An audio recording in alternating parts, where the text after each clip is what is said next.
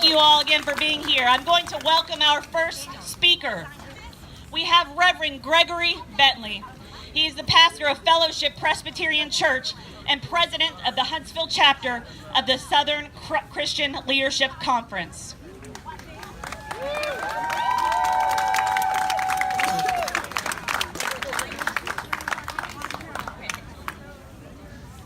How y'all doing?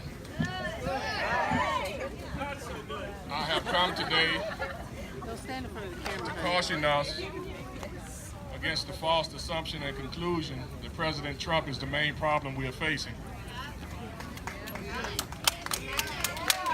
As odious and reprehensible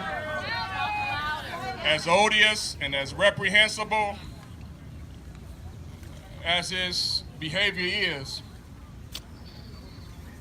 President Trump emerged out of a context that fertilized the soil out of which he came. We as Americans, we love nostalgia, but we hate history. We love to feel good about ourselves and our own sense of greatness. But when we take a true account of our own history, it's not so rosy. Because what we see happening to our brown brothers and sisters now has a long and sordid history. It goes all the way back to the founding of America. It goes all the way back to the Indian schools.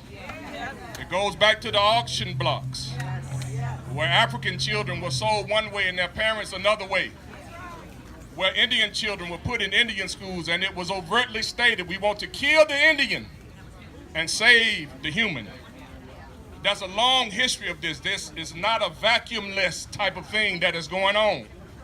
And we need to summon the courage to look bravely and courageously at our own history.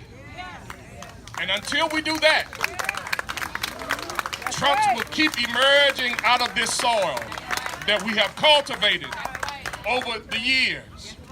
Now, we do not have to let our past define us. We do not have to have our past as a hitching post. I rather see it as a guidepost to take us into a better and a brighter future. But we cannot go into that future and remain like we are. We've got to change.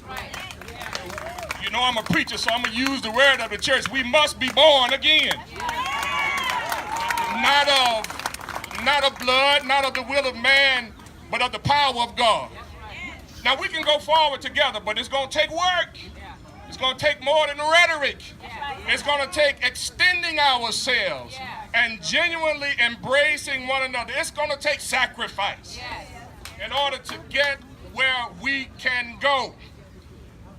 I like the words of that great entertainer, Michael Jackson. He said, I'm looking at the man in the mirror. I'm asking him to change his ways, not my wife, not my children, not my parents, but I'm looking at myself, and I urge and implore each and every one of us to look at ourselves and ask, what can I do to make things better?